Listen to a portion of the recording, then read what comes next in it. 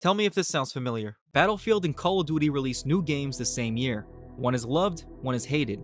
Well, back in 2016, that's exactly what happened. The Infinite Warfare trailer dropped, and quickly it became the most hated game ever. On the other hand, you had Battlefield 1. Players loved this game, and it turned out to be arguably the greatest Battlefield game ever. Well, what if I told you this? History is repeating itself. It's 2025, the Black Ops 7 trailer drops, and COD players hate it so much, they claim it's a trailer for COD's biggest rival, Battlefield 6. But how is this possible? How did Battlefield 6 beat Call of Duty before Black Ops 7 even released? And ultimately, should you quit COD for Battlefield 6? In order to answer these questions, first we have to break down the top 3 reasons COD lost our trust. Like and subscribe for the medics. Number 1. Goofy skins. For too long now, Call of Duty has become another version of Fortnite. What do I mean by that? Well gee, I don't know. Kindly remove your head from your ass and you'll see. From the Ninja Turtles, to Beavis and Butthead, to American Dad, Black Ops 6 was finally the breaking point after all these years. Holy shit, but hey, better late than never. Imagine telling yourself 10 years ago this. You'd be playing COD multiplayer as Frank Woods and playing against Nicki Minaj. It's insanity. The COD community is tired of seeing this stupid-ass cartoony skins while playing allegedly a military shooter, and it's the biggest reason why COD players love that skins won't be carrying forward to Black Ops 7. Number 2. Lightning fast Omni movement. But before we talk about that, remember when jetpacks were a thing? Going back to Infinite Warfare, why do you think the community gave up on it before it even came out? The jetpack fatigue was real. After 3 advanced movement era CODs in a row, it was time for change, and 1 year later, you bet your ass Call of Duty returned to boots on ground in World War II. Fast forward to today, with Black Ops 7, COD players are experiencing the same fatigue, but with lightning fast Omni movement. Let's focus on that lightning fast part first though. Back on Modern Warfare 2 2022, Infinity Ward slowed the movement way down, which much of the community hated. As a result, Sledgehammer Games sped it back up in Modern Warfare 3 2023. Did the developers listen to the community? Sure. But it created a whole other problem. Not only was MW3's movement faster than MW2's, it was faster than ever before. As it became the norm for players to run, jump, and slide around like Dash from The Incredibles, multiplayer became unplayable. And Treyarch not only doubled down on fast movement speeds in Black Ops 6, they also introduced Omni movement. So not only were COD players running, jumping, and sliding around like Dash from The Incredibles, but they were now hysterically moving in every single direction like Taz from the Looney Tunes.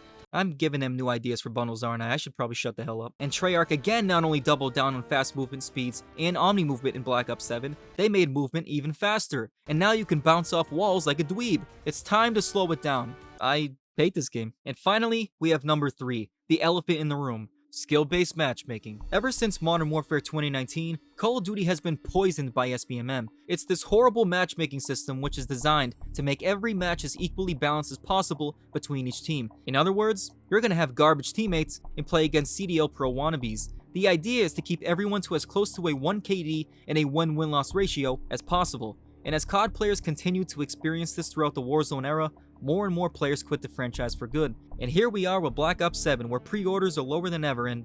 Wait, this doesn't seem right. Call of Duty removed SBMM in BO7? Does that mean Call of Duty is saved? Is Activision finally listening to the community? Totally. Absolutely not, you dumb... Here's what really happened. There's this other game that came out. A game that Call of Duty totally didn't shit their pants over. It's called Battlefield 6. BO7 better, no way. I see that too. Tell that dude to go fuck himself. I think he's just used to sliding his all over the ground while jumping. Go play the child's game. From a record-breaking 7 million opening sales, to record-breaking player counts during the beta, to record-breaking player counts on launch, Call of Duty never stood a chance against Battlefield 6. Think about this. How many players did the Battlefield 6 beta have at its peak on Steam alone? Over 520,000 concurrent players. Call of Duty's all-time peak? Not even 500,000 players going back to November 20th, 2022. But it gets worse. When Call of Duty hit its peak, player counts counted across 2 separate games combined. Modern Warfare 2 2022, which had released not even a month prior, and our old friend Warzone 2.0, which caused hundreds of thousands of players to try out that sorry-ass mode. If you remember, COD was hyping up this new COD HQ as the new era of the franchise, but in reality, they put lipstick on the same old pig and called it 2.0, which they also eventually revoked because it was an utter failure. So even when Call of Duty had baited more players than ever, they still got beat by the Battlefield 6 beta. To make matters worse, Battlefield 6 officially launched, and Call of Duty's biggest nightmare officially came true. How does this sound? Over 747,000 peak players on launch. Among FPS games, it is only below the giants like PUBG and CS2, and beating out games like Call of Duty and Apex Legends. And Battlefield's new Battle Royale mode, REDSEC, isn't doing Warzone any favors either. In other words, yeah, Call of Duty is cooked. But in order to understand why Battlefield 6 is such a success, I want to talk about the genius marketing first. It was a genius move to market the game as more traditionally military grounded. After witnessing Call of Duty lose its identity with skins like Beavis and Butthead, EA and the Battlefield developers saw that COD players were tired of the trendy Fortnite influence, so they saw the opportunity and ran with it. So if you have common sense, what do? You market and design your game based on what the market is desperately lacking.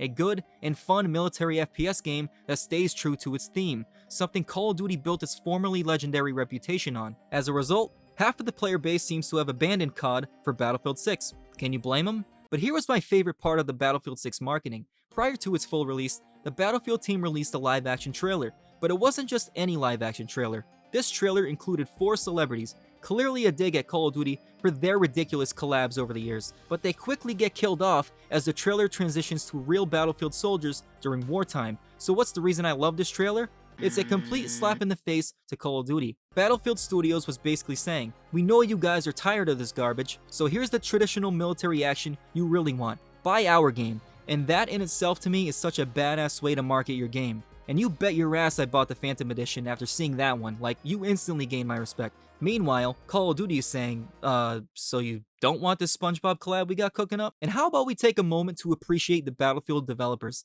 As FPS fans, this is the transparency we've been wanting all along from the COD developers. But the COD developers have been so out of touch with the community for so long that everyone is turning their backs on them, except for the COD sucker loyalists. Oh yeah? Well, just admit that you're too old to keep up with us movement gods and the greatest COD ever, Black Ops 7. Have fun falling asleep on Battlefield 6, boomer. If this is you, to each their own, but come on. You could argue Activision has the final say, so it's not totally the developer's fault, which isn't totally wrong.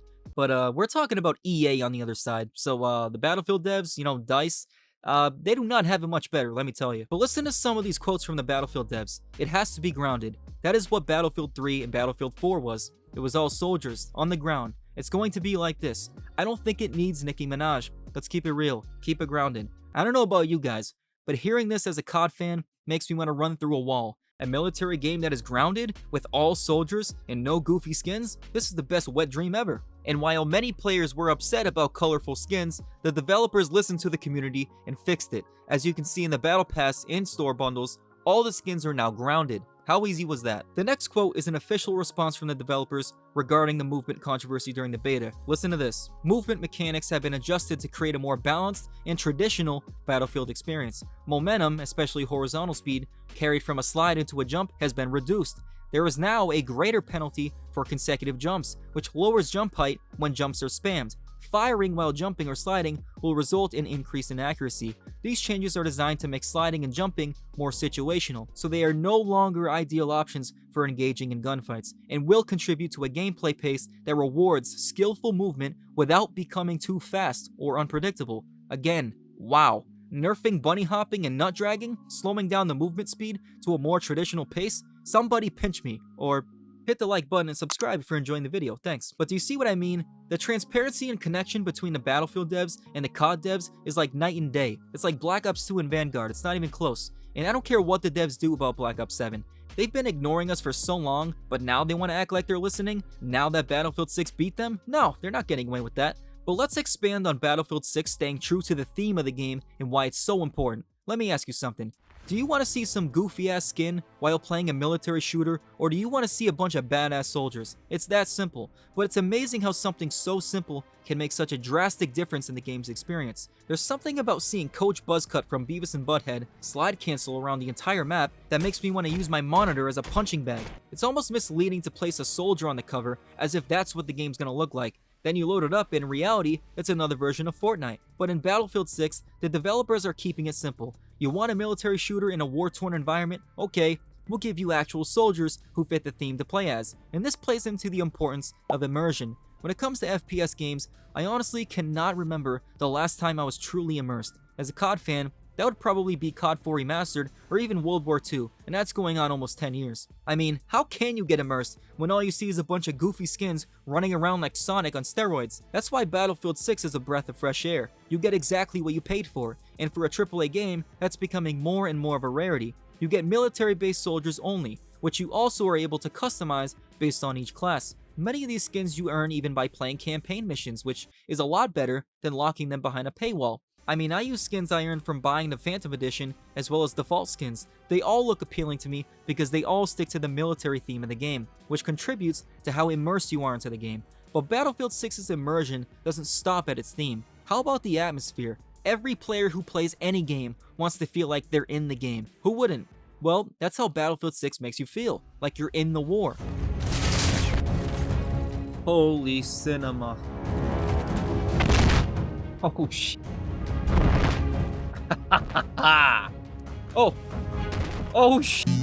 There's so many over here. Yeah, motherfucker! Damn it, I thought we were winning this. What are we even doing, actually? Good question. Oh my gosh, they're bringing the whole fucking building down. Yeah, fucking blow shit up. I need an engineer, motherfucker!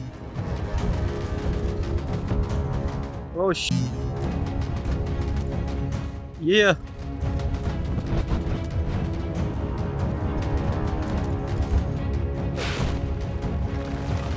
Holy.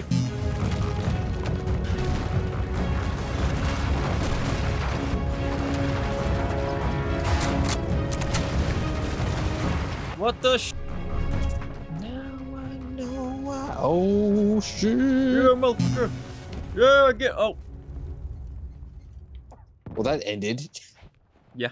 Between the amazing sound design to the beautiful graphics to the sheer chaos, it's easy to see why this game has everyone captivated during the modern era of live service gaming. Coming from Call of Duty, it feels very refreshing to be immersed again, especially talking about multiplayer. For example, take Red Dead Redemption 2. Sure, it's easier to feel immersed in a single-player story-based game, but the atmosphere is what made the game come alive, and that's what immersion is all about. Helldivers 2 is another good example, but live service. Again, the atmosphere is what's key here. The chaotic action, the terror of fighting the enemy factions, and the eerie setting is what makes the game come alive. And honestly, it's becoming more and more of a rarity to truly feel immersed playing a live service shooter game, especially considering how trash the first-person shooter market has been. So Battlefield 6 could not have come at a better time. Speaking of, can we talk about how fun this game is at its core? I know, fun? We haven't heard that word in years as FPS fans, it's pretty depressing. But man, the biggest thing I love about this game is simply the absolute chaos that is going on at all times. From LMGs, to tanks, to fighter jets,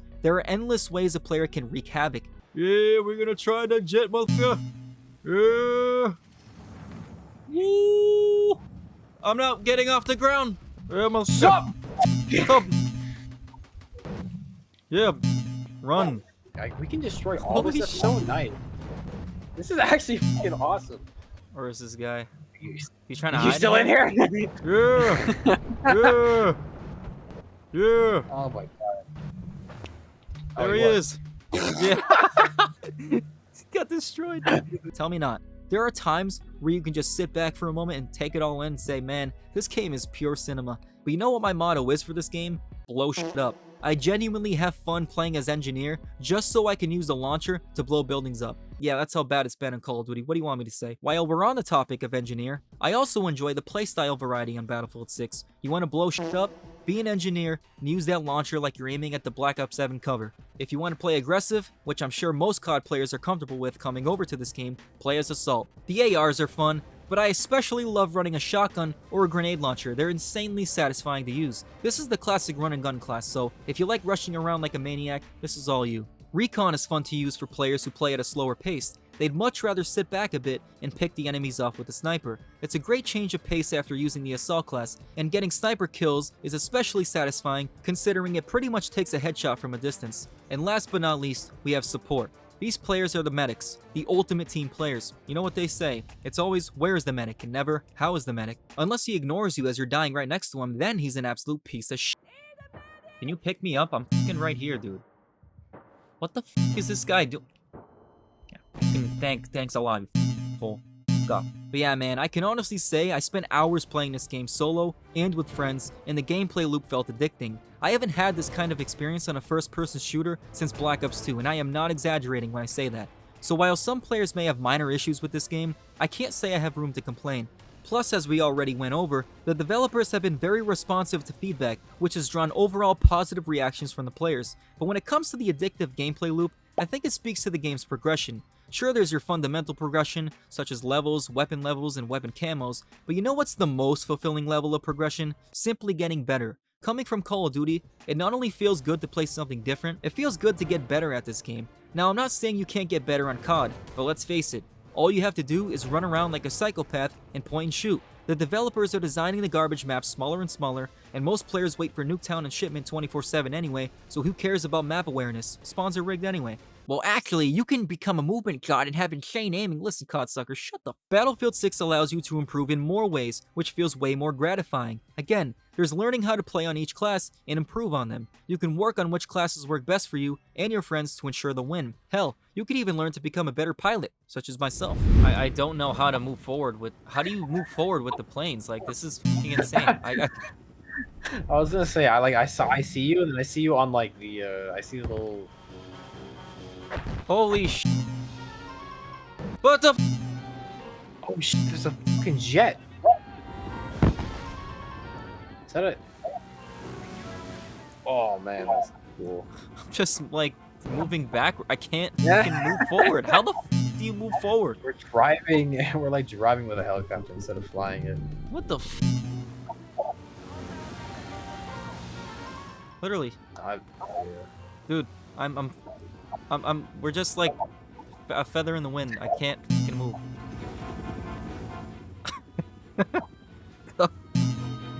I can't move. Oh, you know, I was gonna say, I could tell what was happening because when I looked over at your name, I saw the little helicopter icon. So I'm like, oh, are you trying it again? We're getting away from the battle. I know. Wait, I can't. We really can go this far out without like the game being like go back. This is like really far out. I feel like the map was already big. You could just be out here. I guess there's no reason. Holy sh! I literally cannot move forward. I don't know what else to do.